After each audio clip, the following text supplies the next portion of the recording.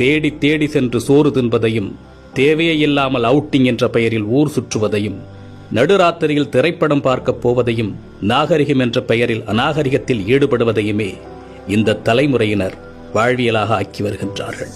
உணவு திருவிழா என்று அறிவித்தால் காசையும் கொடுத்துவிட்டு தட்டை ஏந்தி கொண்டு யாசகம் கேட்பது போல் வரிசையில் நிற்கின்றது சமூகம். ஒரு நடிகன் தன்னுடைய வருமானத்தை பெருக்கிக் கொள்ள நள்ளிரவு காட்சிகளை வைக்கின்றார். அறிவை இழந்து குடும்பத்தோடு சென்று கூட்ட நெரிசல் சிக்கி இறந்து போகின்றார்கள். அதை பற்றி கவலைப்படாமல் தன்னுடைய வசூல் கணக்கை பார்த்து கொண்டிருக்கின்ற ஒரு நடிகனை தலையில் தூக்கி வைத்து வசூல் மன்னன் என்று கொண்டாடி கொண்டிருக்கின்றது இந்த சமூகம். பேசத் தெரியாத குழந்தைகளின் கையில் அலைபேசியை கொடுத்து அதை பெருமையாக பார்த்து ரசிக்கின்றது சமூகம். இரவு 2 மணிக்கு மிட்நைட் பிரியாணியை குடும்பத்தோடு சென்று சாப்பிடுவது கௌரவமாகிவிட்டது. நீங்கள் உங்கள் குழந்தைகளுக்கு உணவு கொடுக்கவில்லை, ஸ்லோ பாய்சன் கொடுக்கின்றீர்கள். உங்கள் தலைமுறையை மலடாக்குவதற்கு மருந்து கொடுத்துக் கொண்டிருக்கின்றீர்கள். பிள்ளையை பெற்ற பெற்றோர்களே, நம்மில் பலர் பிள்ளைகளை உருவாக்கவில்லை, நிறைய வருமானம் கொடுக்கும் ஜெர்சி மாடுகளை உருவாக்கி கொண்டிருக்கின்றோம். உங்களில் எத்தனை பேரின் பிள்ளைகளுக்கு அறிமுகமில்லாத ஒரு மனிதரிடம் 10 நிமிடம் உரையாட தெரியும்? சொல்லிக் கொடுத்திருக்கின்றீர்களா? இனி சொல்லிக் கொடுங்கள். உங்களில் எத்தனை பேரின் பிள்ளைகளுக்கு தன்னம்பிக்கைக்கும் தலைகணத்திற்கும் உள்ள வேறுபாடு தெரியும்? சொல்லிக் கொடுத்திருக்கின்றீர்களா? இனி சொல்லிக் கொடுங்கள். உங்களில் எத்தனை பேரின் பிள்ளைகளுக்கு நம் தாய்மொழியில் தமிழில் தொடர்ந்து ஒரு 5 நிமிடம் பிற மொழி கலவாமல் பேசத் தெரியும்? சொல்லிக் கொடுத்திருக்கின்றீர்களா? இனி சொல்லிக் கொடுங்கள். உங்களில் எத்தனை பேரின் பிள்ளைகளுக்கு உங்களின் மாத வருமானம் தெரியும்?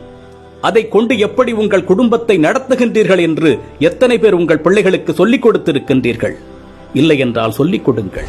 அது தெரியாததால் தான் இன்று பலர் லட்சத்தில் வருமானம் ஈட்டியும் இஎம்ஐயில் வாழ்க்கையை தொலைத்து விழி பிதுங்கி நின்று கொண்டிருக்கின்றார்கள். ஆண் பிள்ளைகளோ பெண் பிள்ளைகளோ, உடல் வெட்கம் என்றால் என்ன என்று சொல்லிக் கொடுங்கள். 10 வயதில் அணியும் ஆடையது, பருவ வயதில் அணியும் ஆடையது, படுக்கையில் அணியும் ஆடையது, பொதுவெளியில் அணியும் ஆடையது என்று வேறுபாடுகளை சொல்லிக் கொடுங்கள். நம்மில் பல பேரின் பிள்ளைகளுக்கு ஐபோனின் விலை தெரியும், வந்த திரைப்படத்தின் வசூல், வரப்போகும் திரைப்படத்தின் புள்ளி விவரங்கள் எல்லாமே தெரியும். ஆனால் அன்றாடம் நாம் உண்ணக்கூடிய அரிசியின் விலை தெரியுமா? காய்கறிகளின் நிலவரம் தெரியுமா? நம் பிள்ளைகளில் பலருக்கு பில்கேட்ஸை தெரியும், எலான் மஸ்கை தெரியும். ஆனால் நம் மொழிக்காக, இனத்தின் வளர்ச்சிக்காக இன்னுயிர் துறந்த தியாக வரலாறுகளை பற்றி தெரியுமா? இன்னும் சொல்வதானால் உங்களில் எத்தனை பேர் அவர்களை நினைத்து பார்க்கின்றீர்கள்? நம் மண்ணின் தியாக வரலாறுகளை நம் பிள்ளைகளுக்கு சொல்லிக் கொடுங்கள். எப்பொழுதுமே உறவுகளை எதிரிகளாக மட்டுமே கட்டமைத்து அவர்களின் மூளைகளில் ஏற்றிவிடாதீர்கள். உறவுகளை ஒதுக்கத் தொடங்குங்கள் என்று அவர்களுக்கு நீங்கள் சொல்லிக் கொடுத்து விட்டால், அவர்கள் வளர்ந்து விட்ட பிறகு அவர்கள் ஒதுக்குகின்ற முதலாவது நபர் நீங்களாக தான் இருப்பீர்கள். வாழ்க்கை என்பது வெறும் கேளிக்கையும் வேடிக்கையும் பணம் ஈட்டுவதும் ஆடம்பரமும் மட்டுமல்ல, அது மன நிறைவாக வாழ்வது.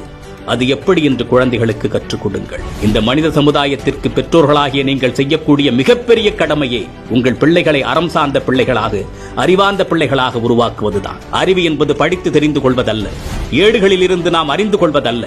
நாம் கற்றுக்கொள்ளுகின்ற அத்தனையும் நமது புத்திக்குள் இறங்கி அது என்னவாக வெளிவருகின்றது என்பதை பொறுத்ததுதான் அறிவு.